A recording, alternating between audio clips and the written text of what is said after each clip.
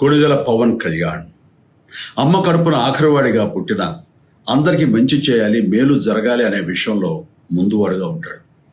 తన గురించి కంటే జనం గురించి ఎక్కువగా ఆలోచించే మనస్తత్వం నా తమ్ముడు కళ్యాణ్ బాబుది. ఎవరైనా అధికారంలోకి వచ్చాక ప్రజలకు ఏదైనా చేయాలనుకుంటారు.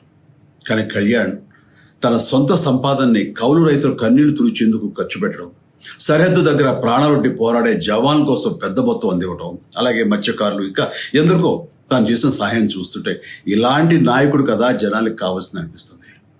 ఒక రకంగా చెప్పాలంటే సినిమాలోకి తను బలవంతంగా వచ్చాడు, రాజకీయాల్లో మాత్రం ఇష్టంతోనే వచ్చాడు. ఏ తల్లికైనా తన కొడుకు కష్టపడుతుంటే గుండె తరుక్కుపోతుంది. అలాగే ఏ అన్నకైనా తన తమ్ముడు అనవసరంగా మాటలు పడుతుంటే బాధ వేస్తుంది. అలా బాధపడుతున్న నా తల్లికి ఈ అన్నయ్యగా ఒక మాట చెప్పాను. నీ కొడుకు ఎంతోమంది తల్లుల కోసం, వాళ్ళ బిడ్డల భవిష్యత్తు కోసం చేసే యుద్ధం అమ్మా ఇది. మన బాధ కంటే అది ఎంతో గొప్పది అన్నాను. అన్యాయాన్ని ఎదిరించకుండా మౌనంగా ఉండే మంచివాళ్ల వల్లనే ప్రజాస్వామ్యం మరింత నష్టం అని నమ్మి జనం కోసం జన సైనికుడయ్యాడు.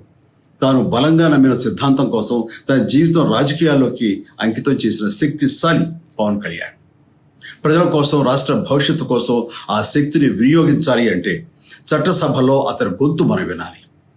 జనమే జయను నమ్మే జనసేనాని ఏమి చేయగలడో చూడాలంటే మీరు పిఠాపురం ప్రజలు కళ్యాణ్ని గెలిపించాలి. మీకు సేవకుడుగా, సైనికుడుగా అండగా నిలబడతాడు. మీకోసం ఏమైనా సరే కలబడతాడు, మీ కళ నిజం చేస్తాడు.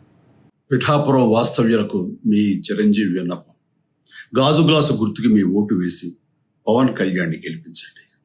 జై హింద్.